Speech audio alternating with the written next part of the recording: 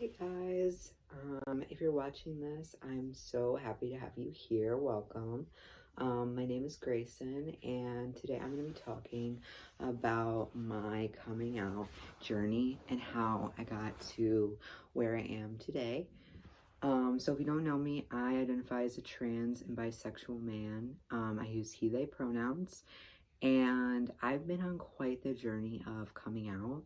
So I hope that maybe this could help somebody who could be struggling or just provide, I don't know, some sort of relatability. If not, it's just, I think it's my time that I actually want to get my story out there to somebody, whoever hears this. So yeah, so I am AFAB, so that stands for assigned female at birth. And I don't want to get into whole huge details into it because I think I'd rather make a video about it later. But I grew up in a very religious household.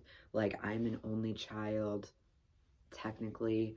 And I grew up with very strictly religious parents. So I just didn't ever have that was never an option of oh, are you possibly not cis, or are you possibly not straight. That was automatically the default, and that was literally all there was, because the only people I knew that were gay or any part of the community or trans or anything were literally just jokes on TV, or very few actual representations that I usually wasn't allowed to watch. And I was always told this is wrong, this is against God. So that was just never an option for me. I didn't know anyone in my life that was, so it wasn't until I would say around middle school that I started to feel kind of off. And I think at the time I just kind of blew it off as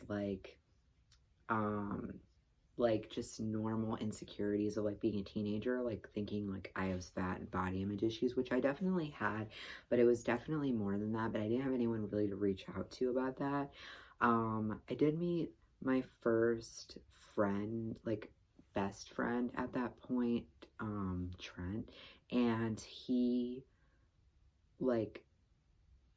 really helped me kind of realize that I didn't want to be the way that my parents were, and there were options besides this hateful Christian attitude that my parents had. And that really made me think a lot more, and I think also kind of helped me because I was in a very bad mental state at that point, very bad. And then I got into high school, because that was 8th grade. So I got into high school, and high school is where things actually started to happen. So high school, I had a friend, and we were friends for a long time. We were friends from 8th grade into freshman year, and we were best friends. We hung out at each other's houses. We had sleepovers all the time, constantly texting, constantly talking to each other. And we ended up dating for a good, I think, about a month. We went to homecoming together, and we both knew we had to keep it a secret from our parents, because both our parents were the same way. Hers were the exact same way mine were at the time. So we both we had to keep it a secret. There was no being open about it, but we were open about it in school. We held hands walking down the hallway. We were known as the lesbian couple, which in my small rural town, there weren't really a lot of people that were openly gay in my school at all. So that was a big deal, and it was so exciting and thrilling. And I think part of that's obviously first love or first crushes that you have, but also part of that was just I don't know, I felt more myself, and it was a fun feeling to feel I don't know, it was just a fun feeling. I really don't even know how to put it into words, but it felt so right at the time, so correct. Basically, we ended up getting caught, and we were forced to break up because our parents found out, and we both got grounded. We couldn't talk to each other. We had to talk to each other secretly at school, and it was barely at all. We were both not doing well mentally at all. And my parents almost kicked me out. I was literally only 15 at the time, but actually I was 14.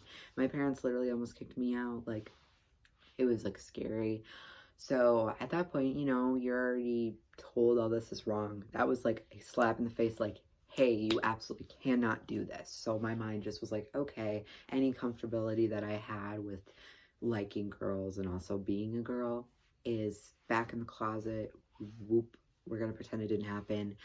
It's gone. So, I just kind of immediately I reverted back. Like, I think at that time I'd used the word bisexual and was comfortable with that.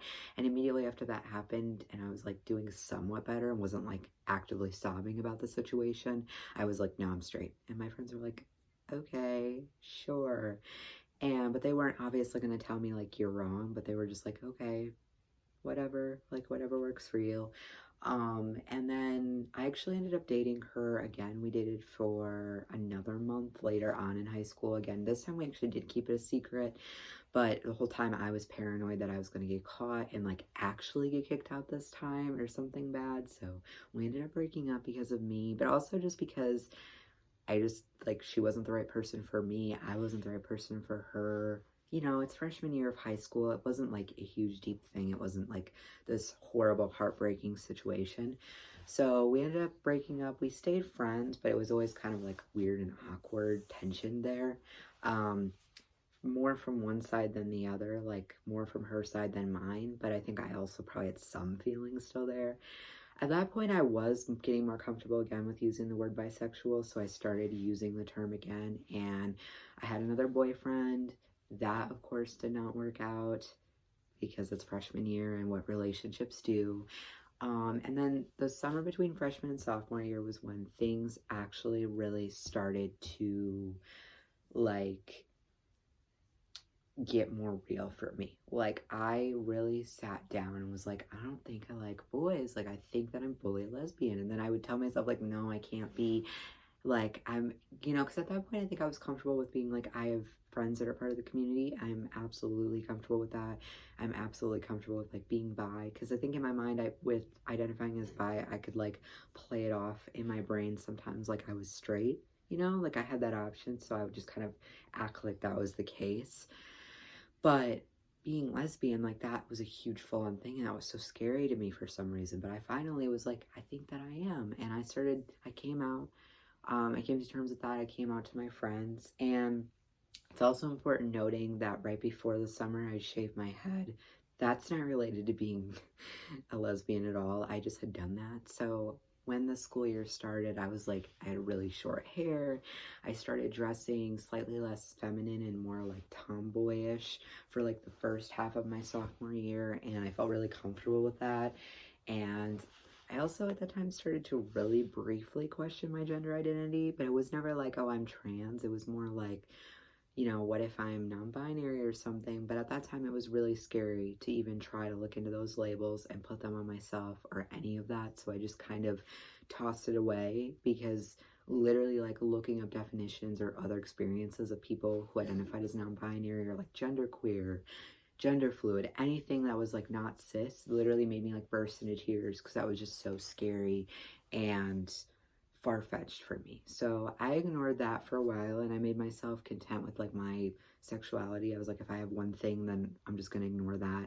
You know, I also kind of played it off as like, oh, maybe I'm just like a butch, you know, maybe I'm just gonna rock with that and that's who I am. And then the second half of sophomore year, I started to like dress and be a little bit more feminine, like a hyper femininity thing. I started to wear a lot more makeup. I started to just like present myself more that way to like be comfortable. My hair was getting longer. It was like shoulder length at this point. Um, and again, you know, stuck with that. I identified as a lesbian from sophomore year to my senior year of high school. So through that whole time period, I was just like, yeah, this is comfortable. You know, I was 100%. There was no doubt in my mind at all. And as I continued to be more comfortable with that, I really continued to be more comfortable with the idea that I was like, oh yeah, I'm cis, like end of the story. And I stopped thinking about it. I stopped questioning it. I went on with my life. I was busy, so it was easy to ignore those feelings. I pushed them off into just like body image issues, stuff like that, mental illness, all that. And then we get to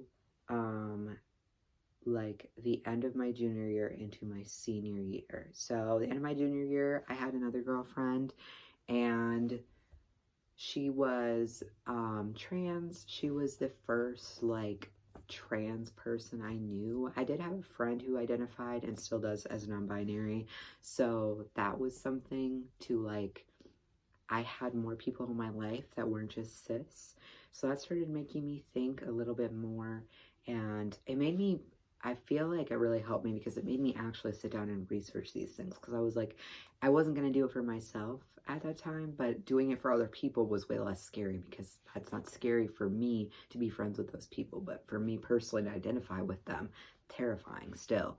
So I started to learn more about like what my non-binary friend, who is also AFAB, was going through, about like wanting to have top surgery someday, wanting to go on testosterone, wanting to like buying a binder. And I was like, wow, this is so crazy. And then I was also learning these experiences from my girlfriend who identified as trans, of like wanting to have bottom surgery someday, and like, you know, dealing with like all that in the world as just a trans woman, like dealing with like facial hair, and like talking to your parents about it and changing your name. I learned like all that stuff from both of them, and we didn't end up working out. We broke up, but it was like really helpful for me, I think, to get that insight and to think about it a little bit more, broaden my horizons. And senior year, my mental health just in general was absolute crap. I was so depressed. I was so anxious. I was just doing horrible. I missed probably the most school I think I've ever missed. A lot was going on, and I think a lot of it I was just kind of hiding in this hyper femininity phase, that I've heard a lot of trans men say they like went through before they started transitioning. It's like a fairly common thing, but of just this idea of covering up any of these feelings with, okay, so I'm going to be the girliest girl possible. I'm going to wear a full face of makeup. I'm going to wear pink everything. I'm going to dye my hair pink, which in like hindsight, that's not that far off of who I am now. I love pink. It's my favorite color.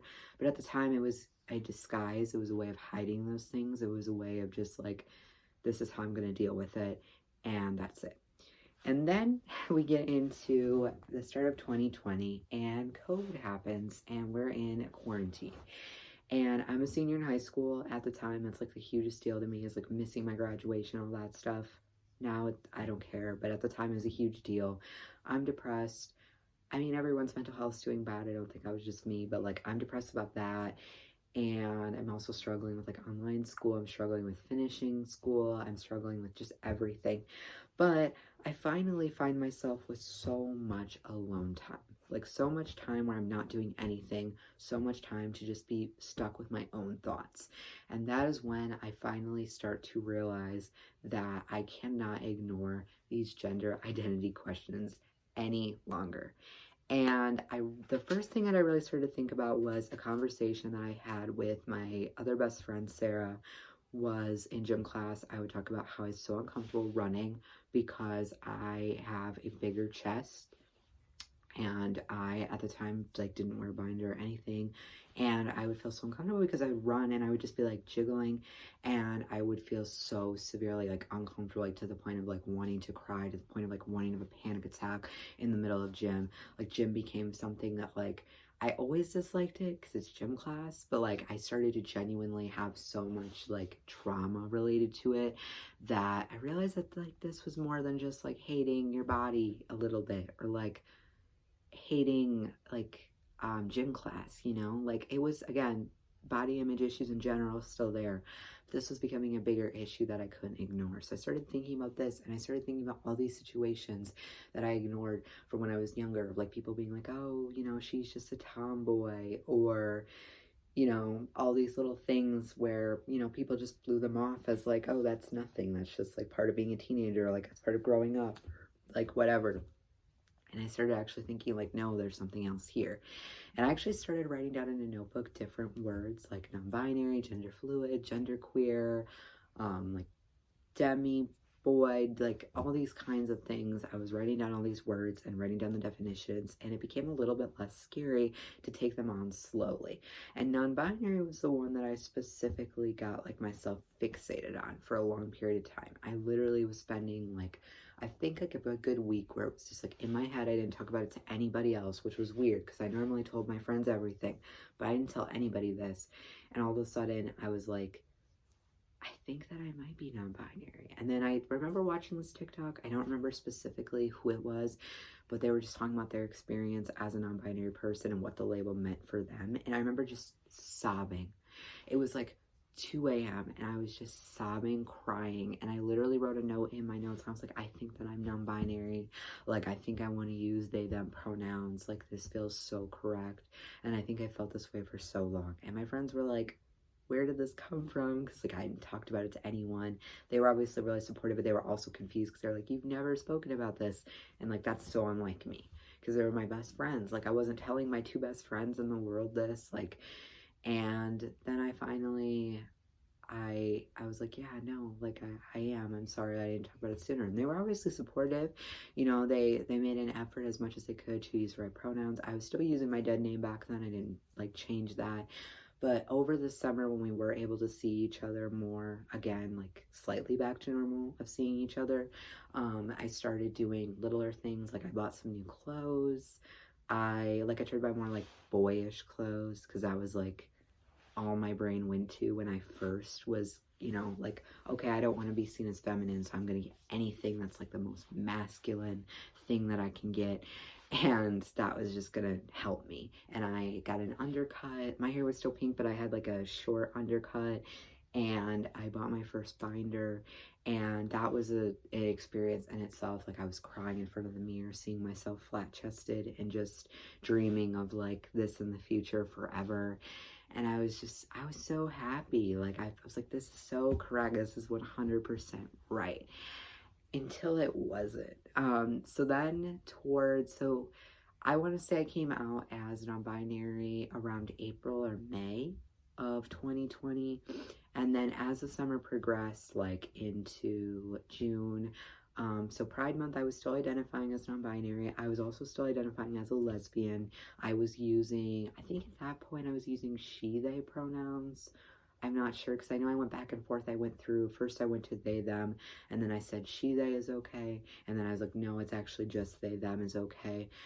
So I was one of those somewhere. I was like binding regularly. I was so excited, you know, like it felt so good. It was so exciting. And then I started to watch more like trans YouTubers, trans mask YouTubers specifically, and they were talking about their feelings and they were just talking a lot more. And I suddenly was like, wow, like I think it finally dawned on my brain that like I was like, I could be a boy.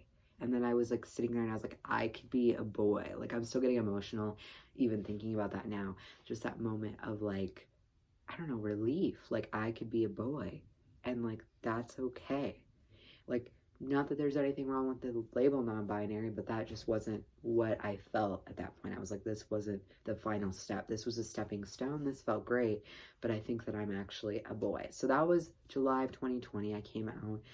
I don't remember the exact date. I have it somewhere on like a calendar. I think it was like July 13th or something like that that I came out. But I came out as trans. And I told my friends, the way I actually came out was one of my friends posted like one of those YOLOs, and they were talking about, they were like, what do you guys want to know specifically about like being non-binary? Like, what are your other questions? Because this was again my friend who identified as non-binary. And they were like, you know, what are your questions? What can I give advice on? And I slid up and said, I identified as non-binary, but I think that I actually might be a boy. Like, what advice do you have for me?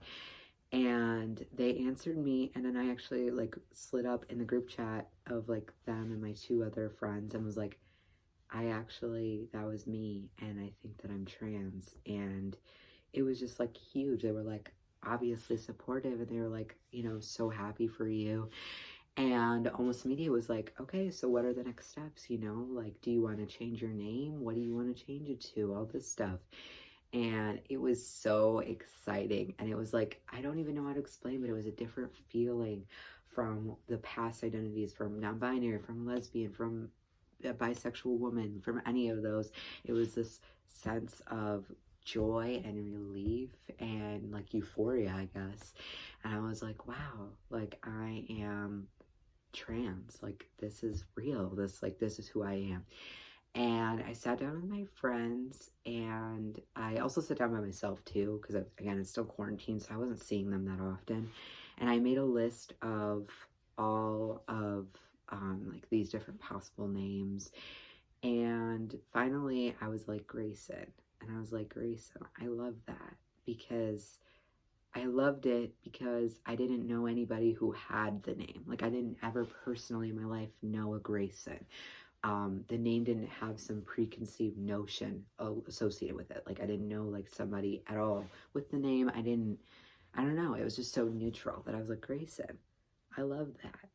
And that was what ended up sticking. I used it out for like a little bit, just like see, and then I basically immediately was like on my Snapchat story, hey, I am trans, I want to go by Grayson, my pronouns are he, him, all that kind of stuff. And immediately was met with just the most love and support ever. And it was so amazing. I feel like I could cry right now, even just thinking about it. It was so beautiful. People I didn't barely even talk to were like, I'm so proud of you. I'm so happy for you, you know? And then I started to think more. I was like, what do I want to do? Because obviously no one was like pressuring me. No one was like, you have to figure all this out now. But I started thinking my own. I was like, what do I want to start doing? So I started to think more about transition stuff, about like top surgery, going on testosterone, things like that. And again, I was talking to my friend who identified as non-binary at this point. Like, they were on T, they were starting the process of top surgery, stuff like that. And so I was getting advice from them. Like, we didn't have the exact same experience, but it was still something. And I had talked to other trans men, like on just in the internet, in different places, on the internet, in different places. And I really started to become more comfortable. And I picked out my middle name because it was my brother's name. So I think I said before, I'm an only child, but it's also kind of complicated. Basically, my mom had a miscarriage before I was born, and the name she picked out was Lee. And I was like, I cannot think of an absolute better way to honor my sibling than to take that as my middle name. Because originally my friends were like, my 3 friends were like, we should all pick out a middle name for you. You could have 3 middle names. And I was like, that is so fun. Absolutely. And then immediately I was like, guys, I sat down and like, Grayson Lee, it sounds so like amazing. And like I was again crying, and they were like, oh, and I was like, I'm sorry, I know I was gonna tell you guys pick, and they were like, no, it's okay, like that sounds so good together, like that's like perfect. And that became it. And that was where I went. That was July of 2020. And since that point, I came out to my mom, which at the time didn't go very good at all. It actually went horribly. It was a really bad experience, but slowly she's like coming around. It's just been like a process. I've come out to other family members, and I've gotten mostly like love and support from them. I have since legally changed my name. I changed it in I want to say June of 2021 is when I got it legally changed. And then I got on testosterone in November of 2020. So it's been more than a year that I've been on it. And most importantly, I really like got away, because when I first came out, I was just like, okay, I have to be hyper masculine all the time to make up for this feeling.